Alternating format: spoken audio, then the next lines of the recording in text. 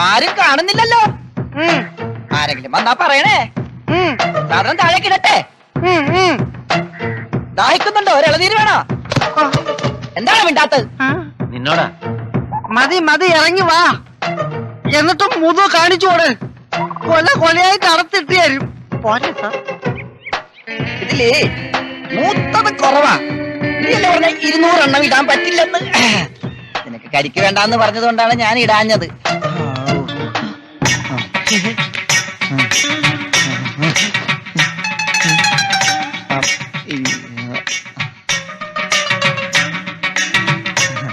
നമ്മുടെ അമ്പലത്തിൽ ഉത്സവമാണല്ല. അപ്പൊ കമ്മിറ്റിക്കാര് പറഞ്ഞ് ഈ ലോകത്തുള്ള എല്ലാ പറമ്പിലെ തെങ്ങ കയറി പൂക്കലെല്ലാം കൊണ്ടുവന്ന് കളക്ട് ചെയ്തിട്ട് അമ്പലത്തില്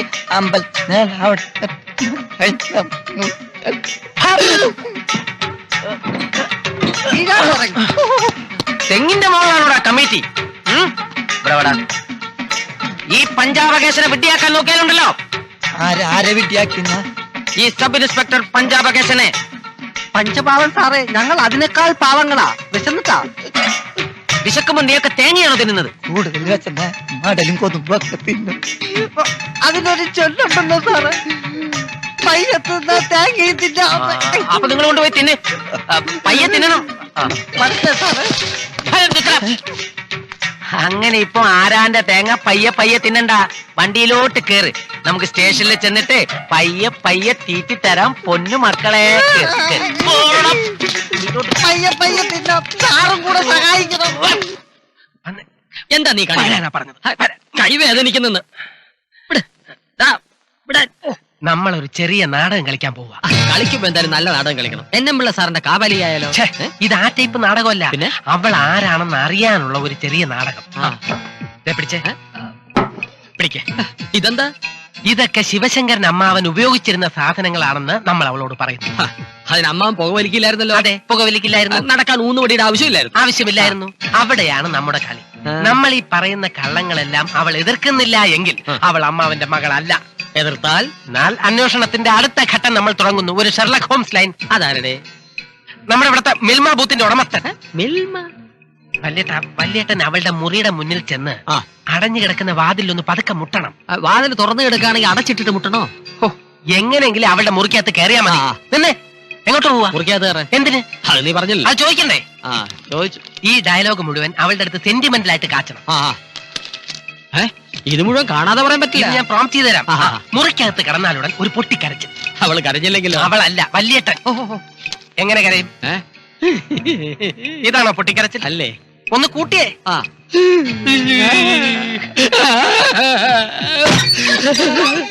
എന്താ അമ്മാവനോ? അതെ, ശിവശങ്കരൻ അമ്മാവൻ. ഞാൻ മരിച്ചത് പിന്നെ എന്തോന്ന്? അല്ല, അമ്മാവൻ മരിച്ചത് പിന്നെ ഈ ജംഗമങ്ങളൊക്കെ കാണുമ്പോ അമ്മാവന് ഓർമ്മ വരും. ഈ ഊന്നുവടി ഈ കുടുംബത്തിന്റെ ചുമട് താങ്ങിയായിരുന്നു. അദ്ദേഹത്തിനൊരു താങ്ങുവടിയായിരുന്നു. ഈ പൈപ്പ് അദ്ദേഹത്തിന് PVC പൈപ്പിനേക്കാൾ പ്രിയങ്കരമായിരുന്നു. ഫാക്ടറി കുഴലുകളിൽ നിന്നും വരുന്നതിനേക്കാൾ പുക ഈ പൈപ്പിലൂടെ അദ്ദേഹം വരുത്തിയിരുന്നു. വല്ലതും കേൾക്കുന്നുണ്ടോ? അദ്ദേഹം ആസ്വദിച്ച് പൈപ്പ് വലിക്കുന്ന കാണുമ്പോ കൊച്ചു കുട്ടികൾ നൂതുന്ന ഓർമ്മ വരും.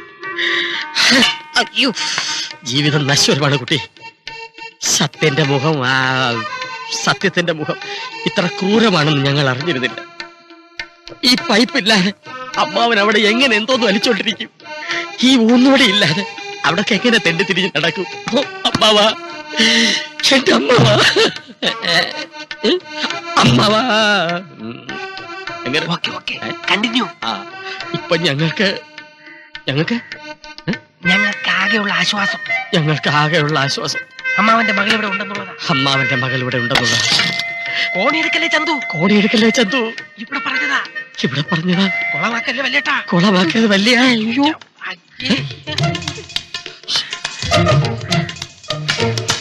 വല്യേട്ടാ,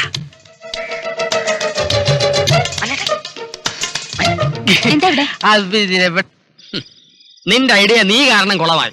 അതുകൊണ്ട് തൽക്കാലം ഞാൻ പറയുന്നത് ഇതാ മതി. പക്ഷെ ചേട്ടാ, ഇത് ഇത്തിരി കടുത്തുപോയില്ലേ? പേടിയുള്ളവർക്ക് ഇപ്പോഴേ മാറി നിൽക്കാം. വലിഞ്ഞേറി ഇതും കൂടെ ചളവായാലത്തെ അവസ്ഥ അറിയാമല്ലോ. എന്താടാ? ഞങ്ങൾക്ക് രണ്ടുപേർക്കും ഒരു പേടിയില്ല. ഒരൊറ്റ സംശയമുള്ളൂ, ഈ സംഗതി നടത്തേണ്ടത് രാത്രിയാണോ പകലാണോ? അതൊക്കെ അവളുടെ നീക്കങ്ങൾ അറിഞ്ഞിട്ട് തീരുമാനിക്കാം. രാജീവ, നിനക്ക് പേടിയുണ്ടോ? ഏയ്, പേടിയൊന്നുമില്ല. കയ്യബദ്ധം വല്ലതും പറ്റിപ്പോയാ പിന്നെ ഒരു പിന്നെയും വേണ്ട, എല്ലാം പറഞ്ഞ പോലെ. ജയലക്ഷ്മി മാത്രമായിരിക്കണം നമ്മുടെ ലക്ഷ്യം. ഇത് വിജയിച്ചാൽ അവളെ വെട്ടി നുറുക്കി പീസ് പീസാക്കി പ്ലാസ്റ്റിക് കവറിൽ പേച്ച് പറ ഡാമിലറി. ഞാൻ ജയിലിൽ പോകാൻ തീരുമാനിച്ചടാ.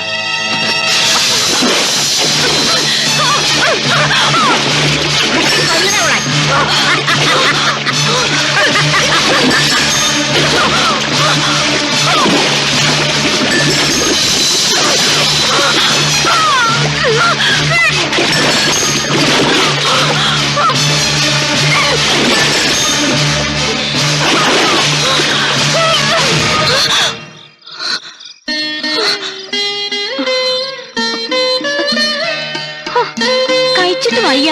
സാരമില്ല, പനി മാറാനല്ലേ. ഈ അമ്മായിക്ക് അച്ഛന്റെ അതേ സ്വഭാവമാ. അതെന്താ? അച്ഛനും ഇങ്ങനെ. എനിക്ക് പനി വന്ന പിന്നെ അച്ഛന് യാതൊരു ദയയില്ല. തല്ലിയിട്ടാണെങ്കിലും മരുന്ന് കഴിപ്പിച്ചിട്ടേ ഉള്ളൂ ബാക്കി കാര്യം. അത് അച്ഛന് മോളോടുള്ള സ്നേഹക്കൂടുതലുണ്ടല്ലേ.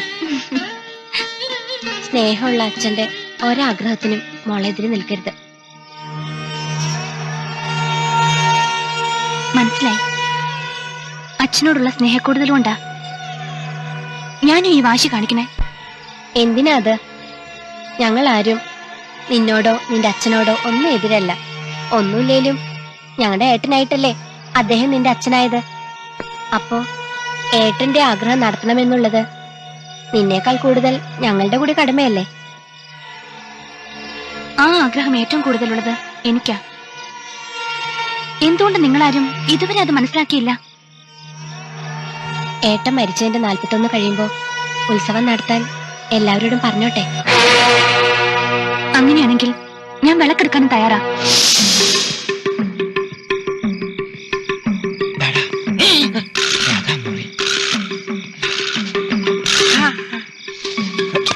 എങ്ങോട്ട് പോണു? അങ്ങോട്ട് മേലെ കയറണ്ടേ?